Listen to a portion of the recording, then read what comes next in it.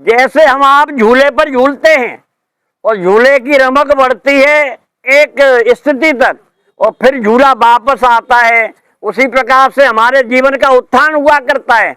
हम जवानी तक बढ़ते हैं, हमारे शरीर का विकास होता है, मजबूती आती है, फिर उसके बाद शरीर की ढलान शुरू होती है, जिसे कहते हैं वानप्रस्थ।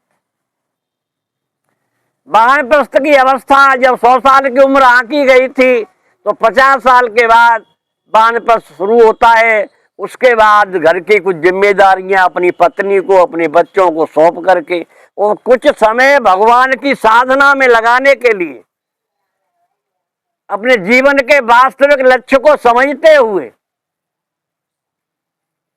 वानप्रस्थ का परिपालन किया जाता है 75 वर्ष तक। फिर जीवन आया सन्यास का। सन्यास का मतलब ये नहीं होता कि हम कपड़े रंग लें और घर से बाहर चले जाएं। सन्यास का आशय होता है हमें त्याग की भावना है, हमें छोड़ने की भावना है, हमें संग्रह की भावना न रहे, एक दूसरे की व्यवस्था के लिए हम तत्पर रहें। ऐसा भाव जब त्यागमय भाव हो जाता है, जीवन में सब कुछ देखा है, सब कुछ भाला है, जीवन का अनुभव हुआ है, तो अंतिम अवस्था सभी क्रियाकलापों से अवकाश है, संन्यास है, छुट्टी है। केवल यही एक काम है कि जीवन तो जी लिया हमने, अब जिसके लिए आए थे संसार के क्रियाकलाप पूरे हुए, अब अपने जीवन के कल्याण का साधन जुटाएं, कुछ भगवत भजन करें, भगवान की शरण में जाएं और अपने जीवन को चलाएं। तो ये ऐसी प्रक्रिया को समझ लिया करते हैं, जीवन के लक्ष्य को समझ करके और प्रभु की साधना में रत रहते हैं। वो समय पूरा हो जाने पर धर्म भगवान के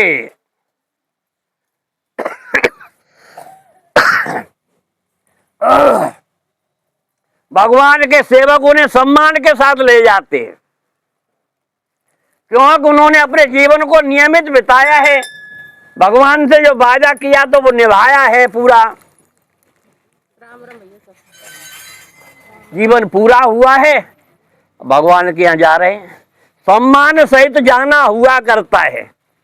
जो केवल अपने जीवन को भोगों में जिन्होंने बिताया है, संग्रह में बिताया है, सामान के इकट्ठे करने में बिताया है, मकान बनाना, धन एकत्र करना, बैंक बैलेंस करना, संतान के क्रियाकलाप में लगे रहना, लेकिन आत्म कल्याण का कोई साधन जुटाया है, जब तक रहे तब तक यही रहा कि लाओ संग्रह करते रहें, इकट्ठा करते रहें, वृद्धि करते रहें, लेकिन जीवन के लिए कुछ न सोचा।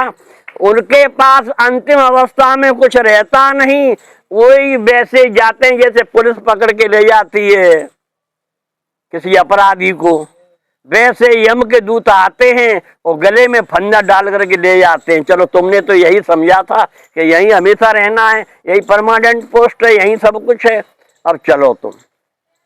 तो आया है सो जाएगा, राजा रंक फकीर, और एक सिंहासन चढ़ चला, एक बांधा जाए जंजीर।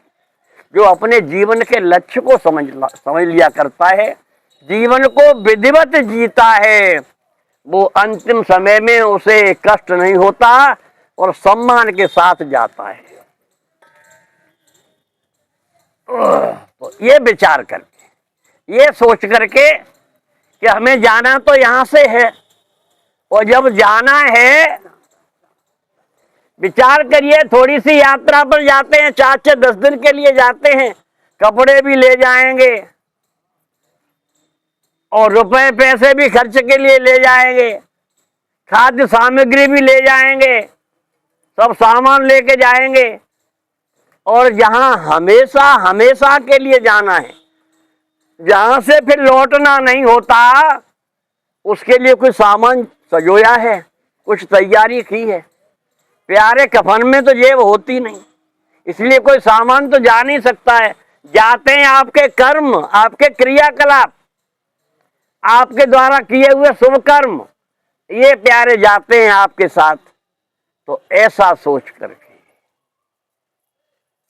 कहते हैं कहो भगत पथ कवन प्रयासा, योग न जप तप व्रत उपवासा। भक्ति का मार्ग कोई कठिन नहीं है, कोई अधिक प्रयास नहीं करना पड़ता, न कोई योग करना, न कोई जप करना, न कोई तप करना, न कोई यज्ञ करना। तो क्या करना है? सरल स्वभाव न मन कुटिलाई। सबसे बड़ी बात है हमारा हृदय पवित्र हो, कलुषित न हो, किसी के प्रति भेदभाव न हो, किसी के प्रति दुर्वासना न हो, किसी के प्रति अहित करने की इच्छा न हो। सरल स्वभाव न मन कुटिलाई, मन में किसी प्रकार की कुटिलता नहीं। ऐसा जो पवित्र हृदय हुआ करता है, सरल स्वभाव न मन कुटिलाई, और जथा लाभ संतोष सदाई। जितना प्रभु ने दिया है उसी में संतोष करना, उसी में आनंद पूर्वक अपने जीवन का यापन करना। कहते हैं रूखा सूखा खाए के ठंडा पानी पीऊ, देख पड़ाई चूपड़ी मत ललचावे जीव। जो भगवान ने आपके क्रियाकलापों को देखते हुए आपने जो मेहनत की है, आपकी जो सौगात रही है, आपने अपने जीवन को कैसे पूर्व में बिताया है, आपका क्या प्रारब्ध रहा है, उसके अनुसार अगले जीवन की प्राप्ति हुआ करती है। आप गरीब परिवार में पैदा हो, धनाढ्य परिवार में पैदा हो, अच्छे स्वरूप वाले हों, ये व्यवस्था सब कुछ आपके प्रारब्ध के अनुसार बनती है। आपके प्रारब्ध के अनुसार ऐसे परिवार में आप आए हैं जहां सब सुख सुविधा है, तो ये आपके प्रारब्ध का क्रियाकलाप है। ऐसे जीवन में आकर के अपने जीवन को भली प्रकार से बनाना। तो जो कुछ प्रभु ने दिया है वो दिया है प्रभु ने, राम झरोका बैठ के सबको मुजरा लें, और जैसी जाकी चाकरी तैसो ताकू दे। जो हमने कमाया है, जो हमने मेहनत की है, उसी के अनुसार हमें मिलता है। इसीलिए ये संतोष करके कि हमारा प्रारब्ध यही है, हमने यही कमा पाया है अपने लिए, भगवान ने यही दिया है हमें, उसी में सम्मान पूर्वक आदर के साथ पा करके खाना जब सामने आ जाए, थाली आ जाए, तो जैसा भी खाना हो, जैसा भी खाना आपके घर पे बना है, उसे बड़े सम्मान के साथ पाइएगा। भोजन के लिए प्राणी पता नहीं कहाँ कहाँ जाता है, इसे उदर की पूर्ति के लिए न जाना क्या क्या करना पड़ता है। कहते हैं पेट की चपेट सो अनेक ठौर रहनो परे, और अच्छे अच्छे चूतियन से चतुर जाए कहनो परे, तो करवाए दे अपमान विधने पेट जो बनायो भी। इसलिए भोजन जो प्राप्त हुआ है, जो कुछ आपकी कमाई है, जो कुछ आपको उपलब्ध हुआ है, उसे प्रेम से पाइएगा, उसे आराम से खाइएगा और प्रभु को धन्यवाद दीजिएगा। प्रभु आपने ऐसा संजोया मेरे लिए, मैं आपको धन्यवाद देता हूं। तो रूखा सूखा खाए के ठंडा पानी पी। ठंडे पानी का ये बात नहीं है कि फ्रिज का पानी पियो। ठंडे का पानी का अर्थ ये है कि जो कुछ मिला है उसे शांति पूर्वक पाओ, आराम से खाओ, भगवान को धन्यवाद दो। और देख पराई चुपड़ी, हमें रूखा मिला है, पड़ोसी चुपड़ी खाता है, घी सहित खाता है, तो मत ललचाओ जी। ये विचार करो, उसकी कमाई ऐसी है, वो इतना कमा लेता है, उसकी ऐसी व्यवस्था है, हमारी कमाई ऐसी है, दाता ने हमारी कमाई को देखते हुए ऐसा दिया है, तो उसी में संतोष के साथ अपने जीवन का यापन करें। अन्यथा आपको जो मिला है उसका भी आप आनंद ले नहीं पाएंगे और दूसरे की आपको मिल न पाएगी। इसीलिए जो दिया है उसका तो आनंद लीजिएगा और भगवान को धन्यवाद दीजिएगा। तो मेरा कहने का अभिप्राय है, अपने जीवन को संभालते हो, बड़ी बुद्धि और विवेक के साथ, सहजता के साथ, सजगता के साथ ये हो, सजग रहते हुए, हर बात पर विचार करते हुए। आपको बुद्धि मिली है, भगवान ने विवेक दिया है, हर क्रियाकलाप पर आप विचार कीजिएगा। धन्यवाद। जय हो भगवान। बहुत सुंदर। जय हो।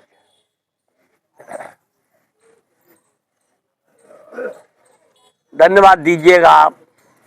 इसीलिए कहते हैं आया है सो जाएगा, राजा रंक फकीर, और एक सिंहासन चढ़ चला एक बांधा जाए जन।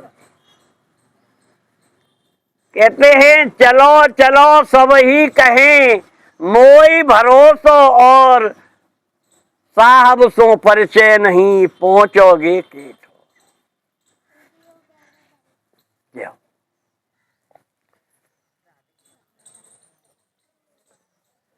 पर ये चलो चलो चलो कहाँ जाओगे? कोई पता है कि जाने का ठिया है? चलो चलो सब ही कहें, मोई भरोसो और, अरे सब चलने की कह रहे हैं, पर ये तो विचार कर लो कि चलना कहाँ है, कहाँ जाओगे? जहां जाने का कुछ पता नहीं, कोई ठिया नहीं, वहां कैसे चले जाओगे? इसीलिए चलो चलो सब ही कहें, मोई भरोसो और साहब सो परिचय नहीं, पहुंचोगे केठो। साहब जो विधाता है, जिसका हमें संपर्क बना लेना चाहिए था, इससे जानकारी हासिल कर लेनी थी, उस विधाता से संपर्क बना नहीं। अब कहाँ जाओगे चल करके? कोई गंतव्य नहीं। पतंग उड़ती है, धागा हाथ में होता है, उद्देश्य होता है, जितनी हम ढील देंगे पतंग बढ़ाएंगे, पतंग उड़ जाएगी। और जब तक पतंग हमारे हाथ में उसकी डोर है, तब तक उसका लक्ष्य है, कहाँ तक उड़ाना है, कैसी उड़ानी है। और जब डोर कट जाए, पतंग हाथ से निकल जाए, फिर कोई मामला नहीं। इसीलिए कहते हैं हो जाओ तैयार, गाड़ी स्टेशन पर आती है, राम नाम का टिकट कटा लो, एक आती एक जाती है। तैयार हो जाओ। हमारा आपका शरीर है, यही एक तरह की गाड़ी है। और जैसे गाड़ी आती है, रेलवे स्टेशन पर रुक जाया करती है, यात्री बैठने वाले बैठ जाया करते हैं, और उतरने वाले उतर जाया करते हैं, गाड़ी फिर चल दिया करती है। ऐसे ही शरीर की प्रक्रिया है। शरीर की प्रक्रिया निरंतर चलती रहती है, श्वास आती है, श्वास जाती है। हो जाओ तैयार, गाड़ी स्टेशन पर आती है, राम नाम का टिकट कटा लो, एक आती एक जाती है। हमारी श्वासा आ रही है और लौट करके फिर जा रही है, यही आती जाती गाड़ी है। इस गाड़ी की टिकट राम नाम है। तो राम नाम रूपी टिकट कटा करके इस जीवन की यात्रा को करो प्यारे। दिन रात यात्रा करो, सांस लेते रहो, राम नाम जपते रहो, जीवन की प्रक्रिया चलती रहेगी। ऐसा हुआ करता है, और ये डेफिनेट है, निश्चित है। पैदा हुए, बड़े हुए, पले पोसे, सामर्थ्यवान हुए, लायक हो गए, जीवन का आनंद लिया। अब बुढ़ापा है, किसी दिन डोली उठ जाएगी। अब जीवन की प्रक्रिया ऐसी परिवर्तित है, तो ये भी सोचना है कि आखिर हमें अंतिम बेला में हमारे पास कोई सौगात है, कुछ सामान है, उसकी तैयारी करके चलें, और जरा भी पछतावा नहीं होगा। मौत निश्चित है, जाना है ही। और जब जाना है तो हमारा पार्थिव शरीर तो यहाँ रह जाता है, जो सामने है, बना हुआ है 5 तत्व का, और सूक्ष्म शरीर वहां जाता है। तब आपके क्रियाकलापों का चिट्ठा खोला जाता है, फिर आपके कर्मों को देखते हुए आपको अगला शरीर दिया जाता है। शरीर छूटने के बाद कहीं स्टोर नहीं है कि उसमें आपको जमा कर दिया जाए। शरीर आपका छूटा, वहां आपकी प्राणात्मा गई, आपके कर्मों को देखा गया, वो निर्णय हुआ, फिर आपको भेज दिया गया आपके कर्मों के अनुसार अगले शरीर में। अब आपके कर्म जैसे रहे होंगे, वो विधाता का निर्णय आपको झेलना पड़ेगा। इसीलिए ये जीवन तो ऐसा है, अब से हम भावी है, पैदा हुआ है तो मरेगा जरूर। एक ब्राह्मण परिवार, देखिएगा मौत कैसे आती है। एक ब्राह्मण परिवार, और ब्राह्मण बड़ा सात्विक हुआ करता है। ब्राह्मण उसे कहते हैं जिसे ब्रह्म का ज्ञान हुआ करता है। राजा नहुष को जब अजगर का शरीर मिला, श्राप के अनुसार अगस्त ऋषि ने राजा नहुष को श्राप दिया कि तुम सर्प हो जाओ। उन्होंने निवेदन किया, मेरा उद्धार कैसे होगा। अगस्त ऋषि ने कहा, युधिष्ठिर जैसे धर्मात्मा के जब दर्शन हो जाएंगे और तुम्हारे द्वारा पूछे गए 2 प्रश्नों का जवाब मिल जाएगा तो तुम्हारी मुक्ति हो जाएगी। 2 प्रश्न क्या थे? पहला प्रश्न था ब्राह्मण क्या है, ब्राह्मण कौन हुआ करता है, और दूसरा प्रश्न था कि परम तत्व क्या है। यही 2 प्रश्न थे। राजा नहुष के अजगर के रूप में परिवर्तित होने के बाद वो यही प्रश्न पूछे अजगर रूप नहुष ने धर्मात्मा युधिष्ठिर से। पूछा, ब्राह्मण किसे कहते? युधिष्ठिर महाराज ने बड़ी तसल्ली के साथ, अपनी बुद्धि के साथ कहा, महात्मन, जिसे ब्रह्म का आभास हुआ करता है, जो ब्रह्म का ज्ञानी होता है, परमात्मा की साधना में लगा रहता है और साधना के बाद उसे ब्रह्म की अनुभूति हो जाया करती है, उसे ब्राह्मण कहती है। केवल ब्राह्मण कुल में पैदा होने से ब्राह्मण नहीं होता।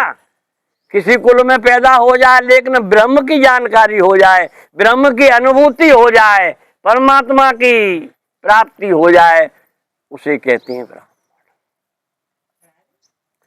परम तत्व क्या है? परमात्मा ही सबसे श्रेष्ठ परम तत्व है। परमात्मा से आगे बढ़कर के कोई भी तत्व है नहीं। परमात्मा को पाना ही जीवन का ध्येय हुआ करता है, यही परम तत्व है। दोनों प्रश्नों के समुचित उत्तर मिले और राजा नहुष का अजगर का शरीर छूट गया। तो ब्राह्मण उसे कहते हैं जो संतोषी हुआ करता है, ब्रह्म में तल्लीन रहता है, आपाधापी नहीं होती, बड़ी संतोषी हुआ करता है ब्राह्मण। परिवार था उसका, भिक्षा के द्वारा जीवन यापन हुआ करता था। पत्नी थी और 3 पुत्र थे। छोटा सा घर था उसका। देखिएगा, जैसे पक्षी घोंसला बनाते हैं, और घोंसला बनाते हैं और दिन में तो अपने भोजन की तलाश में रहते हैं, रात को आकर के उस घोंसले में अपने पड़ाव में रहते हैं और अपना रात बिताई, रैन बसेरा किया और सुबह फिर उड़ गए। चाहे वो घास फूस का हो, चाहे पत्तों का हो, चाहे घास के तिनकों का हो, उनका घोंसला हुआ करता है, उनका आश्रय हुआ करता है, उनका ठिकाना हुआ करता है। दिन भर कहीं चले जाएं लेकिन शाम को लौट करके वही आए। ऐसी प्रकार से प्यारे हमारा आपका घरौंदा है, चाहे वो बड़ी कोठी हो, चाहे बांस की झोंपड़ी हो, केवल आश्रय है, रात बिताने का ठिकाना है। इस पर कोई घमंड नहीं होना चाहिए। ये तो रैन बसेरा है, पड़ाव है हमारा आपका, ये जैसा बन जाए। तो ब्राह्मण का छोटा सा घर था। रात की सुंदर बेला में जब वो जगा तो उसने देखा छप्पर में जो जाला लग जाता है, उस जाले में एक थोड़ा सा छोटा सा जरा सा कीड़ा चल रहा था। ब्राह्मण जगा, अपने बिस्तर पर चारपाई पर बैठा हुआ, तो उसने बैठे बैठे देखा एक कीड़ा है। उसने कहा होगा, जंतु है, रहते, सबका ही घर होता है। हम आप घर बनाते हैं तो उस घर में हम ही आप नहीं रहते, उसमें चूहे भी रहते हैं, उसमें छपकली इत्यादि भी रहती हैं, कीटे पतंगे भी रहते हैं, कभी कभी सर्प भी आ जाया करता है। तो पता नहीं किन किन का आश्रय, केवल हमारा ही आश्रय नहीं है, वो पता नहीं किन किन का आश्रय है वो। उस झोंपड़ी में, उस छप्पर में थोड़ा सा कीड़ा था और देखते देखते वो एक सांप के रूप में परिवर्तित हो गया। सांप के रूप में परिवर्तित हुआ। ब्राह्मण की निगाह वहीं थी। ब्राह्मण ने देखा कि मामला क्या है, अभी तो छोटा सा कीड़ा था, ये बड़े सर्प में परिवर्तित हो गया, आखिर देखूं इसके बारे में। वही कीड़ा चलते चलते वही सर्प छप्पर से खिसक करके नीचे आया और धरती पर ब्राह्मणी सो रही थी और उसके 3 पुत्र थे, तीनों सो रहे थे। धीरे धीरे उस सर्प ने आकर के ब्राह्मणी को खाया और एक एक करके तीनों पुत्रों को डस लिया। ब्राह्मण बैठा देख रहा था और ऐसा करने के बाद वो सर्प दरवाजे से निकल करके चला गया आगे। अब ब्राह्मण ने सोचा मेरा तो परिवार लुट गया, मेरा तो कुछ आश्रय रहा नहीं, पत्नी समाप्त हो गई, पुत्र समाप्त हो गए, अब मैं अकेला रह गया और मेरा क्या जीवन है। मैं अब इसे देखूंगा आखिर ये है कौन। अभी कीड़े के रूप में था, सांप बन गया, इसने मेरे परिवार को नष्ट कर दिया, अब आगे क्या है। तो ब्राह्मण भी उठा, उसके पीछे पीछे चल दिया कुछ दूरी के अनुसार। वो सर्प आगे चल करके एक सांड बना। आप सांडों को देखते हैं, बड़े मजबूत हुआ करते हैं, बड़े बलिष्ठ हुआ करते हैं, काफी बड़ा आकार भी हुआ करता है। झूमता हुआ रास्ते पर चला जा रहा था, उधर से एक व्यक्ति आ रहा था सीधा साधा, उसे क्या पता था क्या होगा। और जैसे ही बराबर में आया सोई उस सांड ने सींगों से उस व्यक्ति को उछाला और पटक दिया, मर गया वो बेचारा। सांप चला गया मस्ती से आगे और एक रास्ते के किनारे बैठ गया, उसने लोट लगाई और एक बिच्छू बन गया। बिच्छू बन करके थोड़ा समय में जल्दी कर रहा हूं, अब जो समय हो जाएगा। तो बिच्छू बना और बिच्छू बन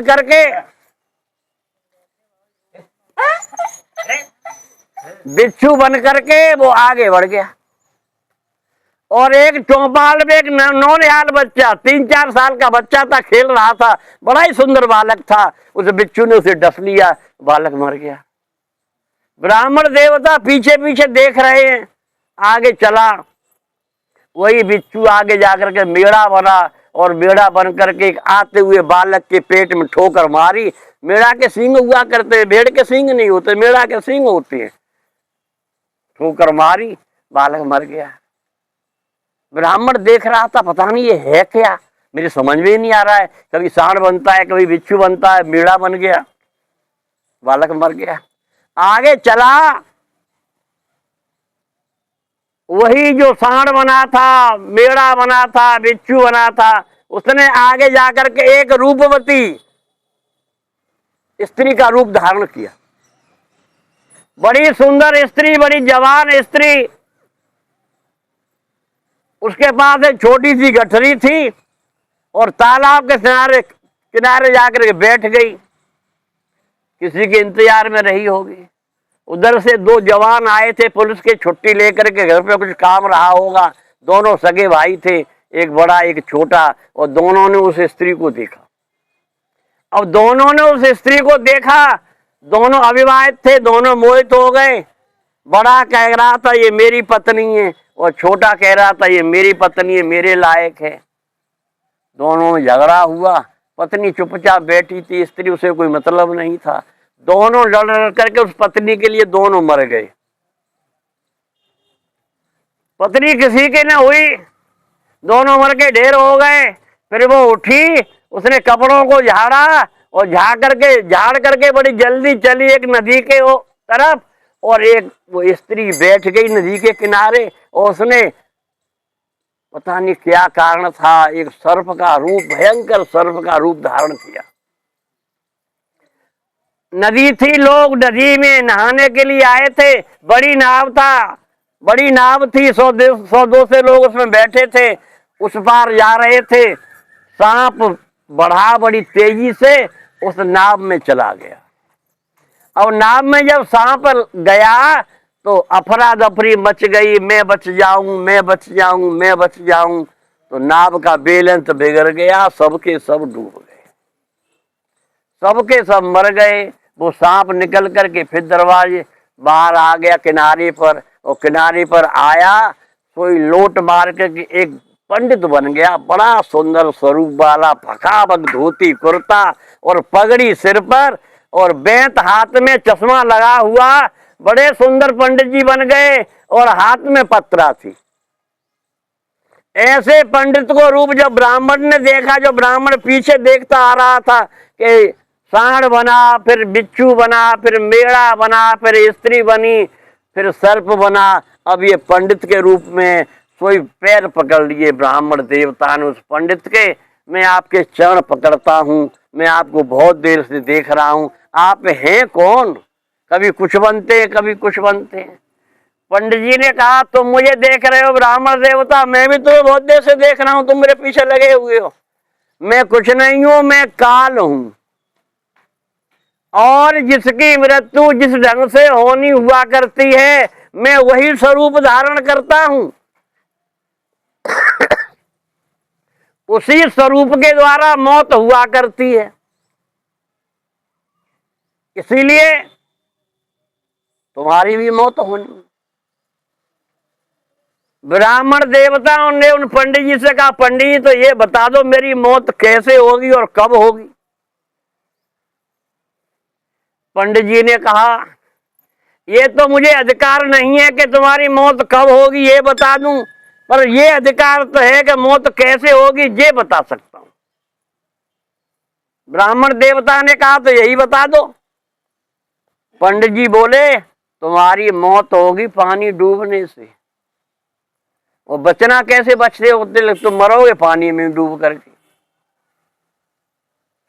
अब ऐसा करो, तुम उत्तर दिशा में चले जाओ, तुम्हारा परिवार तो नष्ट हो गया है, तुम अकेले रह गए हो, वहां तुम्हारा जीवन बड़े आराम से कटेगा, जब समय आएगा तो तुम्हारी मौत हो जाएगी। इतना कह करके वो पंडित जी तो अंतर्ध्यान हो गए। ब्राह्मण चले गए आगे जा करके, वो आगे एक राज्य मिला, राज्य में राजा राज्य करता था, वो निसंतान था, उसके कोई संतान नहीं थी। जो भी ब्राह्मण देवता आते, जो भी ज्योतिषी आते, सबसे पूछते हो राजन कि मेरे यहाँ कभी बालक हो सकता है, कोई संतान मेरे यहाँ पैदा होगी? ये ब्राह्मण देवता भी गए, बड़ा सम्मान किया राजन ने इनका, और कहा, ब्राह्मण देवता आप बड़े शुद्ध बुद्ध लगते हैं, बड़े समझदार लगते हैं, ब्राह्मण हैं, क्या मेरे भाग्य के बारे में कुछ बता सकते हैं? मेरे संतान होगी? प्रभु की माया। ब्राह्मण देवता ने कहा, राजन 1 साल के अंदर तुम्हारे यहाँ संतान पैदा हो जाएगी, मैं दावे के साथ कहता हूं। राजन को भरोसा हुआ, राजन ने कहा, ब्राह्मण देवता मैं तुम्हारे रहने सहने का पूरा प्रबंध करता हूं, मेरे आप राज्य में आराम से रहो, तुम्हारे खाने पीने की सारी व्यवस्था होगी, और तुमने 1 साल का वचन दिया है, मैं भी देख लूं। तमाम लोग आए चले गए, लेकिन आप बड़े दावे के साथ कहते हैं, तो आप ब्राह्मण है, मेरा उपकार ही होगा, आपको भोजन कराऊंगा, तो आप ब्राह्मण देवता। ब्राह्मण का इंतजाम हो गया। ठीक 9 महीने के बाद एक बालक पैदा हुआ राजन के यहाँ, और बालक पैदा हुआ, बड़ी खुशी हुई।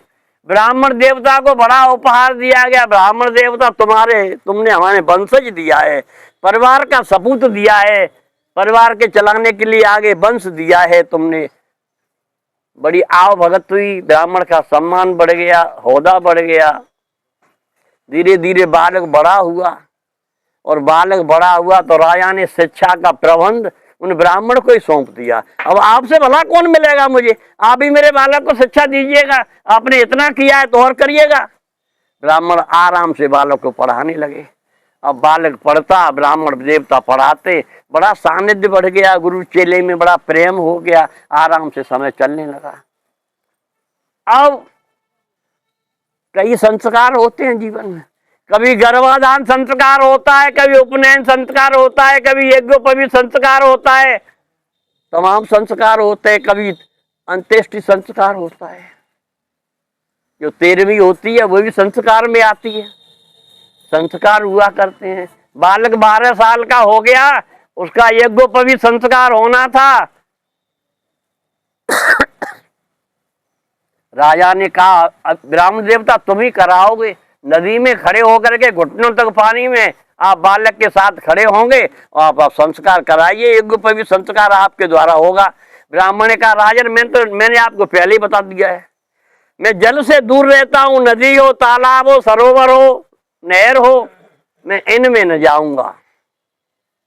राजन ने कहा आप चिंता क्यों करते हैं, घुटनों तक कोई प्राणी नहीं आ सकता, और उतने में भी मैं आपके लिए ऐसी व्यवस्था कर दूंगा, सैनिक सट करके खड़े हो जाएंगे और किसी जीव जंतु की क्या चली, कोई परिंदा भी पैर न मार पाएगा। आपकी सुरक्षा के लिए सभी सैनिक खड़े होंगे और हाथ में नंगी तलवार होगी, आप चिंता मत करिएगा।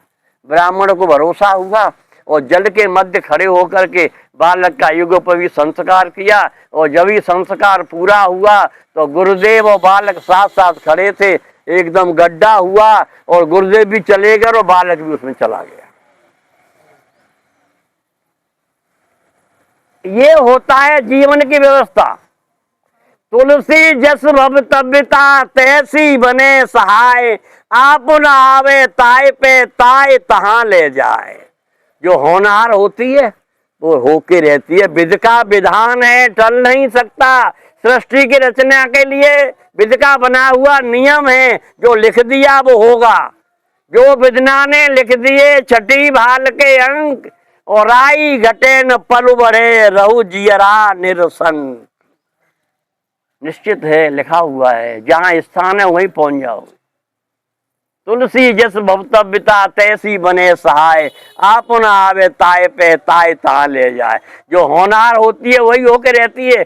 या तो आपको मौत ले जाएगी अपने स्थान पे, या आप मौत के साथ पहुंच जाएंगे, ये निश्चित है। इसीलिए विधि के विधान से बच नहीं सकते, और विधि के विधान में विश्वास रखते हुए अपनी जीवन प्रक्रिया को चलाएं और जीवन अच्छा बनाएं, और प्रभु से जो वायदा करके आए हैं उसका निर्वहन करें, उस पर ध्यान दें और जीवन को अच्छा बनाएं। इन्हीं शब्दों के साथ वाणी को विराम देता हूँ।